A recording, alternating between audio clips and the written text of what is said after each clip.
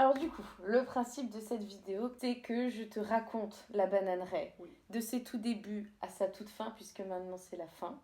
Et que bah, tu te sens libre de réagir à tout moment et puis qu'on passe un bon moment tout simplement.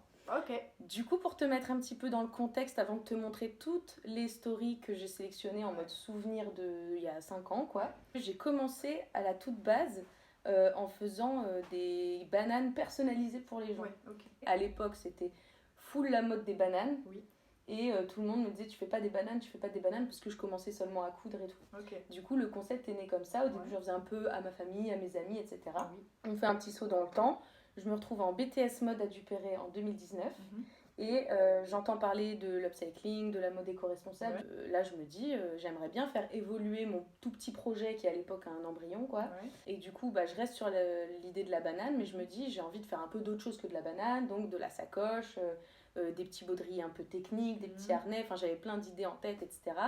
Et je voulais fonctionner par collection. Chaque collection était à partir d'une matière différente. Ok, trop bien. Et j'ai commencé par des vêtements de travail. Donc, je suis allée chiner des vêtements de travail au puce de Montreuil. Et vraiment, l'idée, c'était pas que la matière s'adapte à mon projet, c'est que moi, mon projet s'adapte à la matière. Ok. On en est à ce stade-là à partir du moment où je te montre les vidéos. Ok. Donc, c'est parti. Donc là, j'annonce que tous les modèles de la collection vêtements de travail sont en ligne. Ok. Donc, au début, j'étais sur Etsy. Oui. Ici, on est sur mon premier événement. Donc, c'est la première fois que j'ai pu montrer mes accessoires Ok. en physique Ouais. à des gens. Et la première fois que j'ai pu rencontrer d'autres acteurs et actrices du milieu. Et c'était dans mon école, c'était un prof à moi qui m'avait branché sur le coup, qui m'avait dit « Ah bah c'est chouette, ce sera l'occasion de faire des rencontres et tout. » Donc comme tu peux le voir, aucun sens du merch. C'est très drôle pour moi de revoir ça parce que vraiment, premier événement, je suis arrivée, j'ai vu une table, j'ai mis toutes mes pièces à plat comme ça, emboîtées. C'est drôle. Évidemment, je n'ai rien vendu ce jour-là, mais j'ai des élèves de mon école qui ont découvert que j'avais ce projet-là. Ok. La petite série, c'est une créatrice que j'ai rencontrée pour la première fois ici, que j'ai revue plus tard. Ça, c'est mon deuxième événement. Tout est arrivé très vite sur cette première collection. J'ai eu pas mal d'opportunités.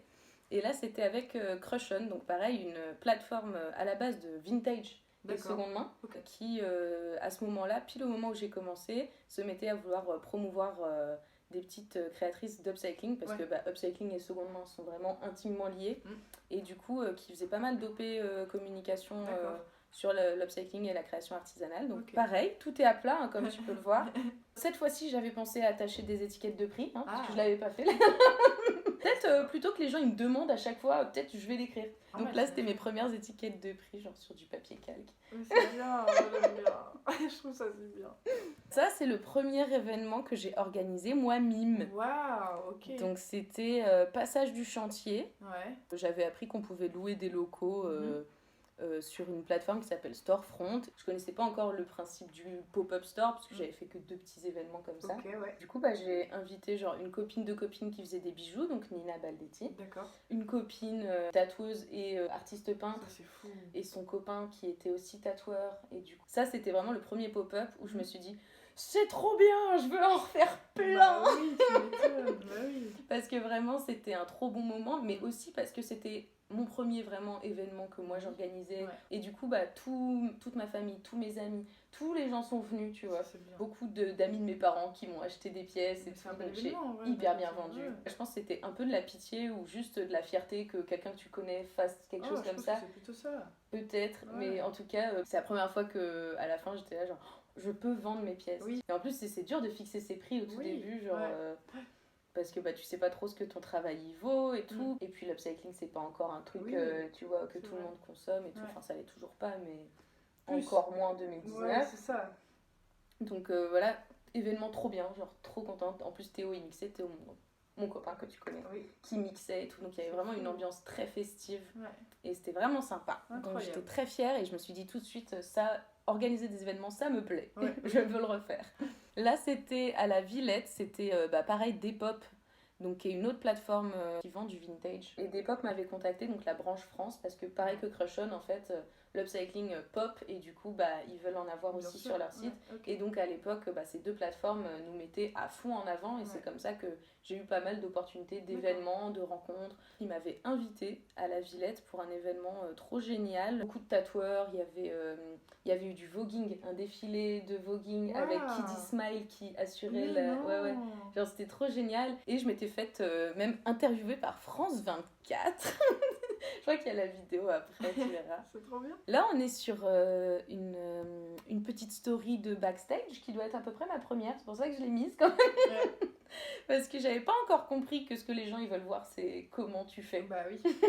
Et pas seulement C'est ce que tu intéressant. fais. Ouais, carrément. Je suis en train de coudre ma deuxième collection, c'était à partir de foulard et cravate. Ok. Alors là, bah voilà, c'est le reportage France 24 dont je te parlais qui était sorti. T'as changé, c'est incroyable. Non mais surtout j'avais des tresses, des extensions. Bien sûr. Ah mais t'as parcouru plein de trucs, c'est bien. Et bah là c'est le deuxième. Ok. Tu vois au passage du chantier, c'est le même endroit que la dernière fois. Ok, oui, oui. C'est le deuxième pop-up que j'organise Mhm. avec Caleb de AUNTDC, qui est une marque aussi d'artisanat, Ok. et toujours Sandy B et The Biggest, qui étaient mes petits acolytes Trop tatoueurs. Là, on passe à un souvenir qui était assez chouette. Donc c'était en février 2020. C'était à S-Mode, et pareil, c'est mon prof qui est prof à Duperré, mais qui est aussi créateur d'une marque éco-responsable qui s'appelle Les Racines du Ciel. Ok. Et du coup, il m'avait dit, il y a une conférence, enfin une sorte de colloque à S-Mode Paris qui s'appelle S-Mode Detox. Il m'a dit, est-ce que tu veux intervenir en tant que jeune créatrice, encore étudiante? Ça peut parler aux étudiants de savoir qu'il y a une étudiante qui a déjà lancé sa petite marque et tout. Franchement, avec le recul, je me rends compte de l'opportunité que c'était. Enfin, je m'en rendais déjà compte à l'époque, j'étais comme ça. Ouais. Et surtout que j'étais entourée de pionnières et de pionniers, tu vois, j'étais là, mais qu'est-ce que je fous là? Mais du coup, j'étais intervenue et j'avais pris le micro, mais au milieu de gens qui sont dans le métier depuis les années 90-2000. Wow. Il y a Sakina, genre the pionnière de l'upcycling, Ok. qui était mais tellement bienveillante, je me souviens, genre elle est trop sympa. Là, c'est le premier défilé, Ok. mais c'est aussi, pour être tout à fait honnête, le plus cher et le pire pop-up que j'ai jamais fait de ma vie. Merde. J'avais vraiment signé pour un budget que j'avais jamais accepté auparavant, Ouais. en me disant ils ont l'air d'être des professionnels de la communication. Ça, il faut faire très attention, parce que vraiment, les professionnels événementiels communication, non. Genre vraiment, j'ai appris aussi plus tard que on vend jamais mieux ses pièces que quand on les a faites, quoi. Genre, Bah oui, oui, bien sûr. et il faut Ouais. pas attendre trop des gens qui te font payer un tarif de ouf et qui, en fait, sont là. Et puis après, ils étaient sur leur petite chaise.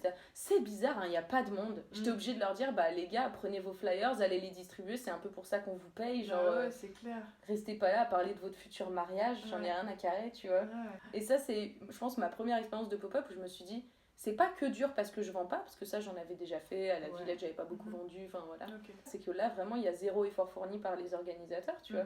Mais ça reste quand même le premier défilé de la balade.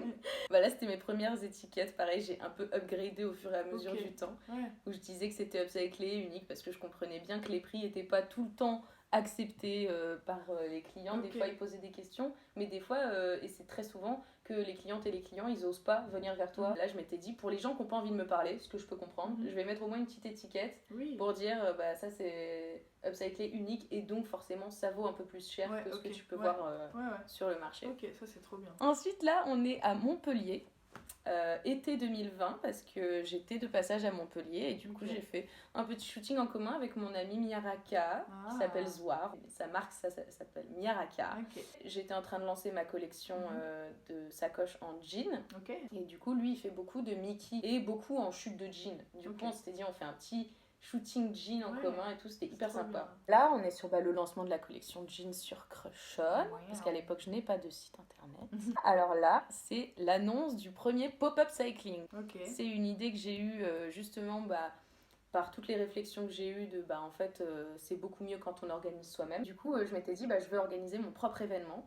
J'avais contacté tout simplement des créatrices et des créateurs que je suivais sur Insta, que j'avais déjà rencontrés ou pas. Je crois que la plupart, on ne s'était pas rencontrés, mais je m'étais dit, vas-y, je leur envoie des messages parce que je kiffe leur univers, je kiffe ce qu'ils font. Et pareil, j'avais pris mon courage à deux mains et j'étais allée les voir et j'étais hyper surprise de voir que ils étaient hyper chauds alors qu'ils ne me connaissaient pas, qu'ils ne connaissaient pas du tout mes capacités en termes d'orgas, d'événements et tout. Et du coup, c'est comme ça qu'on a lancé le premier pop-up cycling. Donc là, il est annoncé, mais spoiler alerte, on est en 2020. Qu'est-ce qui se passe en 2020 ? Covid-19. Covid-19. Depuis tout à l'heure, tu parles de 2020, mais... C'est une grosse année. C'est Marion Séclin. Tiens, dingue.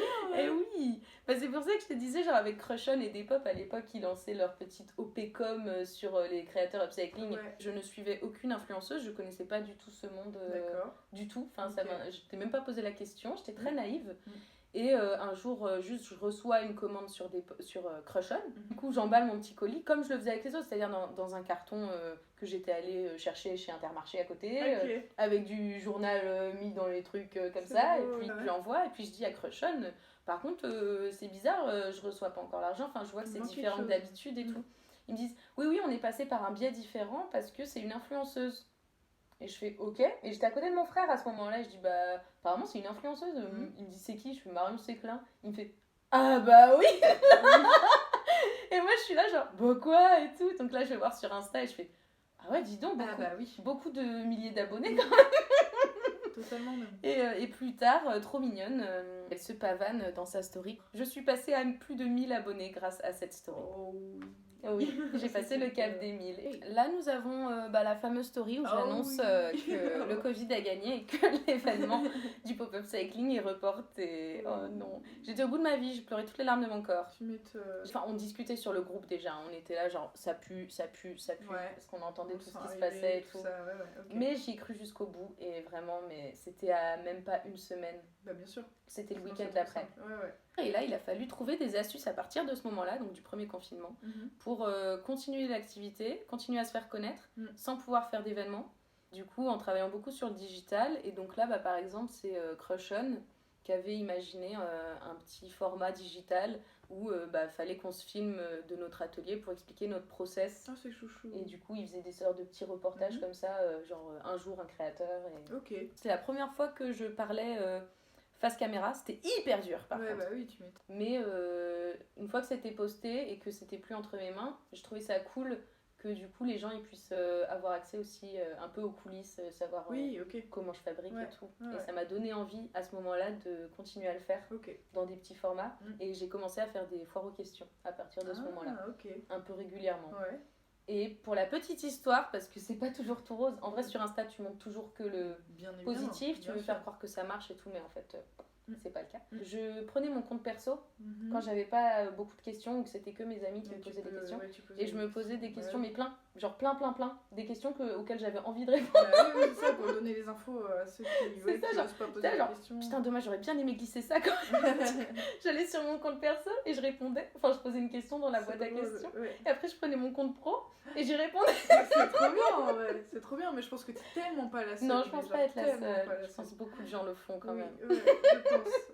Et je faisais même pas des fautes d'orthographe, mais j'écrivais pas de la façon dont j'aurais. Je voulais pas que ça paraisse trop propre. Je vois le truc, c'est drôle. Ensuite ici, ça c'est un bon moment parce que du coup, pareil, après au moment du déconfinement, tu sais, quand il y avait des couvre-feux, c'était toujours pas c'était pas relancer la machine à événements. Et du coup, j'avais imaginé un showroom parce que ma grand-mère, elle a un appart à Paris, dans le 12e. Et du coup, j'avais imaginé un truc tout petit budget parce que ça me coûtait strictement rien. Et juste où les gens peuvent venir, genre sonner, que je leur donne l'adresse s'ils sont intéressés, tu vois, et venir quand même voir et essayer les pièces parce que je venais de lancer une collection en pull, donc c'était du tricot, très trop coloré, bien. Tu vois, très pop et tout. Incroyable. Donc voilà, je voulais marquer le coup de cette nouvelle collection et donc faire venir des gens. Et donc personne n'était vraiment venu parce que quand même c'est pas pignon sur rue, c'était vraiment dans un immeuble. C'est ça en fait. Et puis j'avais pas assez d'influence quoi.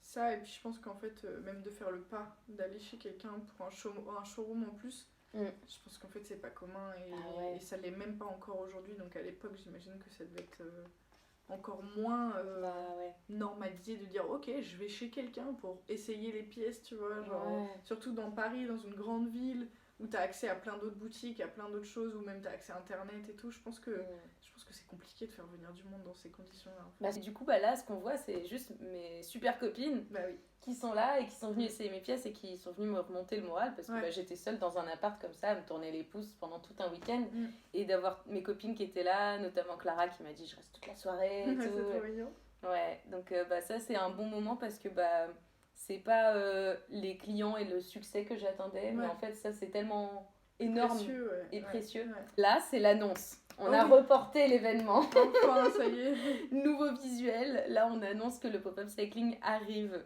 Et donc là, on accueille tout le monde pour le pop-up cycling. Donc, c'est au lieu 37. C'est un super endroit, sur un angle de rue, hyper lumineux. Ah oui. Et on pouvait accueillir vraiment beaucoup de monde. Il y avait Atelier Veille Ludique, il y avait I Am KNL, il y avait Minou Bonjour qui fait aussi des culottes. Il y avait la marque Nan. Il y avait la mienne, il y avait Miraka, il y avait Polaire, enfin il y avait trop de monde. Là voilà, c'est la vidéo un peu souvenir. En fait tout le monde avait un peu co-organisé le truc. Moi j'étais un peu genre coordinatrice. Et tu vois c'est l'ambiance, tout le monde danse.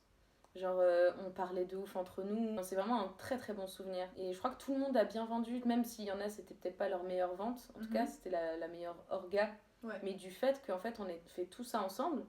Et qu'on n'avait pas l'impression de se faire couiller. Parce qu'en fait, t'as un peu ce truc-là dans des pop-up qui sont organisés par des agences de com ou d'événementiel. C'est que des fois, quand ça marche pas, t'es là genre, on a payé pour rien, c'est chiant. Là, vu que tout le monde a payé exactement la même chose, tout le monde a contribué à la bonne organisation du truc. Et du coup, si ça marche, ça marche pour tout le monde. Et si ça marche pas pour tout le monde. Ouais, ok. On est sorti de là en mode, faut qu'on refasse ça. Oui, bien sûr. Parce qu'en plus, ça a vraiment bien marché, quoi. Donc, trop bien. Là, c'est l'arrivée du site internet. Ah oui. À ce moment-là, je suis en diplôme étudiant-entrepreneur. Donc, je suis en deuxième partie de ma licence pro. J'ai appris plein de choses pour monter un vrai business, quoi. Mais ça, même si à la fin, ça n'a pas abouti vers le truc que je pensais, c'est-à-dire grandir, sous-traiter, etc. Je me suis surtout rendu compte que du coup, ça faisait perdre le sens de ma marque. Ce diplôme étudiant-entrepreneur m'a permis de me rendre compte que, en fait, je voulais rester petite, quitte à faire d'autres choses à côté. Et par contre, j'avais envie d'avoir un site internet à ce moment-là. Et c'est un ami de mon diplôme étudiant-entrepreneur qui a été le web designer de mon site. Ça, c'est bien aussi. Et oui. Là, c'était une influenceuse bruxelloise que je suivais et que j'aimais beaucoup. Et je l'avais contactée en mode, est-ce que ça te dit que je t'offre une pièce et que tu mettes en avant un petit peu la marque. Au début, je lui en propose une qui était déjà faite, de banane. Et elle me dit, honnêtement, je me vois pas la porter. Elle aurait pu accepter, dire ouais, ok, puis au pire, je la porte pas, tu vois. Elle m'a dit, honnêtement, je vais pas la porter, tant qu'à faire, je préfère avoir vraiment que des pièces que je porte. Et du coup, est-ce que ça te dit qu'on fasse selon mes critères et tout. Et du coup, à ce moment-là, ça m'a un peu donné envie de refaire du sur-mesure, tu vois. Là, c'était le shooting pour la collection Toiles de Jouy. J'avais récupéré mes premières toiles de Jouy et j'avais aussi pour envie de faire du vêtement à ce moment-là et du coup j'ai développé toute une collection de pièces uniques et une série très limitée de vêtements à partir de fins de rouleau, de chutes, etc. Et donc c'était un peu genre, je pense, la meilleure communication de collection que j'ai jamais faite. J'avais vraiment tout calculé. Les images elles sont belles, hein. Franchement, c'est incroyable. Du coup, là, ça avait hyper bien marché. J'avais vendu quasi toutes les pièces en 48 heures. Donc, ah oui. Premier truc, c'est la première fois que ça m'arrivait, tu vois. Incroyable. Genre, en plus, c'était le début de mon site, donc ça marquait bien le coup quand même. Oui, aussi. Donc là, c'est quand j'annonce que tous les sacs toiles de Jouy sont vendus. C'est fou. J'étais trop contente. Bah oui. Ça, c'est un petit pop-up d'été à Noisy-le-Sec. Oh, c'est intéressant. C'était très sympa. Je commence un peu plus à montrer ma tête, tu vois. Oui. Venez me voir. Oh, s'il vous plaît. Là, c'était pareil, le même été, au Jardin 21.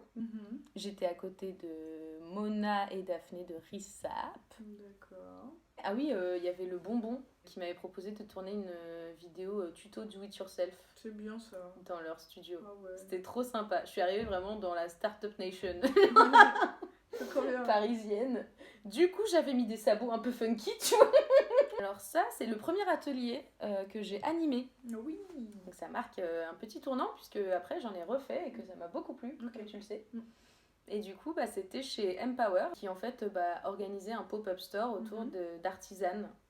Et donc j'en faisais partie. Et qui proposait aussi qu'on anime des ateliers. Donc j'avais proposé de faire fabriquer des petits sacs à partir de chutes de tissus, de vêtements. Tu pouvais amener ton vêtement ou ton tissu ou sinon choisir dans ceux que j'avais apportés. Là, on m'avait proposé en fait des voiles de bateau. Oh, donc un ami de ma belle-mère tient un club de voile au Mans. Okay. Elle a dit t'es pas intéressée par des voiles de bateau? J'ai dit en vrai pourquoi pas. Oui, du coup c'était ma collection de diplômes qui m'a valu ma licence pro donc en 2021. Bravo, félicitations. Et ça, en fait c'est tout à l'heure je t'ai dit le plus cher et le pire des événements que j'ai fait. Ouais. Non, en fait, c'est lui, je pense. J'avais répondu à un appel à candidater. Oui. J'ai dit, oui, BHV, tu rigoles, bien sûr que je vais le faire. Et je trouvais ça pas si cher pour le BHV, tu vois, mais c'était quand même une belle fortune. Okay. Sans compter le fait que le BHV te prenait une commission. Et il y avait aussi la TVA. Donc, vraiment, je récupérais mes 30% de ce que je vendais. Wow. J'ai vendu genre 2 manteaux à une riche américaine qui passait par là le premier jour. Okay. Puis, sur les 4 autres jours, rien. Ou en plus, ils nous obligeaient au BHV, tu sais, genre hyper snob, genre de se tenir droit, on devait tout le temps avoir notre badge. Enfin, genre, on était là, mais vous savez qu'on est genre.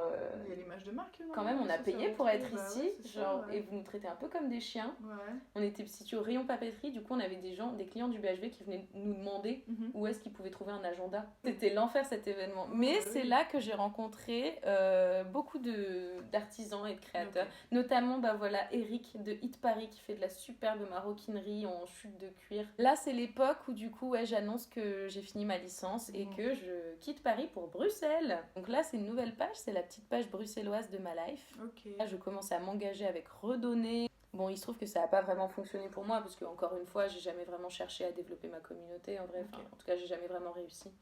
Mais super initiative que je salue. Oui. Là, c'est le deuxième pop-up cycling. Oui. Donc, toujours au lieu 37. Ok. C'était toujours aussi sympa, toujours avec la même team. Il y avait aussi des nouvelles et des nouveaux. Là, je suis avec Juliette de la marque de bijoux Lo Studio. Et on porte des petits tops de Undated. Là, je retourne à Bruxelles. J'étais revenue à Paris juste pour le petit week-end du pop-up. Là, c'est des pièces en écharpe de foot que j'avais créées. Ça devait être ma dernière collection sous forme de collection thématique. Quoi. Et j'avais exposé ça dans une boutique qui s'appelle Rare à Bruxelles. Là, j'étais trop fière. C'était Claire Roussel, qui est en fait une journaliste pigiste, mais qui est aussi maintenant créatrice de son propre podcast. D'accord. Et qui avait écrit sur des marques éco-responsables et qui m'avait vraiment cité au milieu de Maison Cléo, Oli Lingerie et plein d'autres actrices hyper influentes du milieu. Et j'étais trop fière. Bah, tu m'étonnes. Et du coup, vraiment, je tenais à la remercier encore une fois. Merci Claire Roussel. Là, c'est mon premier atelier chez Reuse Fabric à Bruxelles, où j'ai fini par en animer 2 par mois. Oh, wow. Et qui m'a vraiment donné cette passion vraiment d'animer des ateliers. Genre, c'est trop bien. Là, c'était un petit pop-up à Bruxelles. Bon, je vendais rien à Bruxelles. J'ai quasi rien vendu, mais j'ai découvert ma passion pour les ateliers. Et là, c'est la sortie du premier drop sur mon nouveau système, donc où j'ai en gros demandé aux gens c'était quoi vos collections préférées. D'accord. Ce qui est ressorti, c'était foulard, cravate et toile de Jouy. Ok. Et j'ai sorti ce premier petit drop qui a, écoute, pas mal fonctionné, vu comment j'avais communiqué dessus aussi. Mais pas... franchement, j'étais déçue. J'ai fait, en fait, pas tellement. Ouais. Mais, et puis là, en plus, c'était le premier événement juste après la sortie de la collection en ligne que je faisais. Mais c'était à Bruxelles et du coup, j'ai fait vraiment 0 vente. Ok. Et du coup, ça m'a pas donné beaucoup de force. Genre, j'étais en mode, donc ça marche pas vraiment mon affaire, tu vois. Genre, j'ai changé complètement de concept. Et est-ce que j'aurais vraiment dû, sachant que ça ne vend pas? Mais est venu le 3e pop-up cycling. J'ai vendu pas mal de pièces aux Parisiens. Et là, je me suis dit, faut-il être à Paris pour vendre des pièces? Ça, c'est un petit reel dont je suis pas peu fière. Parce que c'est le premier reel où je me suis dit, tu montres jamais qui t'es vraiment. Je me prenais grave la tête sur... il faut que je fasse sérieuse quand même, tu vois. Et j'osais jamais vraiment montrer un peu plus de légèreté. Ce qui fait que, là, avec le recul, quand je regardais toutes mes anciennes stories, je me disais... Putain, c'est quoi cette donneuse de leçons, quoi. Il y avait carrément des trucs où j'étais tellement convaincue de ce que je pensais en termes d'engagement éthique, que du coup, il y avait plein de moments où, en fait, j'écrivais des stories en mode « faut pas faire ci, faut pas faire ça ». Et en fait, c'est un peu mettre sous pression les consommateuristes, tu vois, qui, en fait, n'ont pas beaucoup de pouvoir d'achat et qui n'ont pas forcément le choix ou qui n'ont pas forcément accès à ça dans toutes les villes, tu vois. Alors que ce que je fais, toutes les pièces que je fais sont très gaies. Et en fait, j'arrivais pas du tout à retranscrire. J'étais tellement dans mon truc de faut que je montre que je suis engagée aussi, tu vois. faut que je montre que je suis engagée, faut que je montre que je fais pas ça pour rien, Ouais. que ma mode elle a du sens et tout. Mais du coup ça collait pas du tout avec les pièces que je faisais. Du coup ce reel il est important pour moi, même si c'est que un reel et qui m'a vraiment pas mis beaucoup de temps à réaliser. Ouais. Mais c'est le premier où je me suis dit vas-y tu t'emballais que tu montres comment tu twerks. Là on est encore à Bruxelles, c'est toujours au CU, donc c'est là où c'était un gros hangar où t'avais plein d'événements vintage, artisanat et tout. Et j'avais invité Musette Paris, donc Anaïs, que j'ai rencontrée à ce moment-là. Genre, je l'ai invitée à dormir chez moi et tout. On se connaissait pas. Heureusement, on s'est ultra bien entendu. Oui. Là, c'est ma collègue Oriane qui porte 2 sacs baguettes parce qu'elle en avait déjà acheté un. Et à ce pop-up, elle m'en a racheté un. Là, c'est un article de Alicia Desrivières. Ça, c'était un moment où vraiment, je voulais vraiment. J'étais là, c'est le moment, il faut que je perce. Elle fait un dossier de presse. Et je l'avais envoyé à tous les contacts que je pouvais avoir, etc. Et Alicia Desrivières en faisait partie. Du coup, elle avait écrit ça sur un de ses blogs. Super. Là, c'est à Human Village. Et c'était un endroit hyper bien à Bruxelles. C'est un grand lieu où tout tourne autour de l'éco-responsabilité, en gros. Et celle qui m'avait invitée, c'était Laura de Retro Reset. Et là-bas, j'avais retrouvé pas mal de créatrices et de créateurs bruxellois. Donc voilà, là c'est toute la team parce que c'était aussi à l'époque de Fashion Revolution, mais du coup en 2022. Là c'est avant de partir de Bruxelles, j'avais déposé chez Lindidi, donc une boutique chez qui j'avais très très vite, en arrivant à Bruxelles, déposé des pièces. Une boutique concept store autour du kitsch. Trop bien. Là c'est l'arrivée à Rennes, c'est mon premier shooting à Rennes avec des copines et des copains. Là, c'est la sortie de la collection érotique avec la toile de joue érotique. Que pareil, un petit shooting à Rennes. Là, j'étais retournée à Bruxelles pour les 1 an de justement de Lindidi et leur inauguration d'un musée de la chatte. Ils avaient ouvert leur sous-sol de la boutique en fait pour faire un musée de la chatte. Voilà la grande dame qui porte une de mes bananes. Là, c'est quand j'ai organisé un pop-up cycling à Rennes. Je voulais organiser un pop-up cycling à Rennes, ce que j'ai fait. Et du coup, j'avais demandé à Juliette Kitsch de parler un petit peu de l'événement, etc. Et en échange, je lui ai offert un chasuble. Ça, c'était le pop-up au Bar Expo. C'est incroyable. Bon, c'était beaucoup de stress pour moi parce que du coup, c'était dans ma ville. Il n'y avait que moi qui étais de Rennes et je faisais venir plein de créatrices et créateurs de Bruxelles, de Paris. Mais c'était plutôt une réussite globalement en termes de retour. Après, on se rend compte qu'on ne vend pas comme à Paris.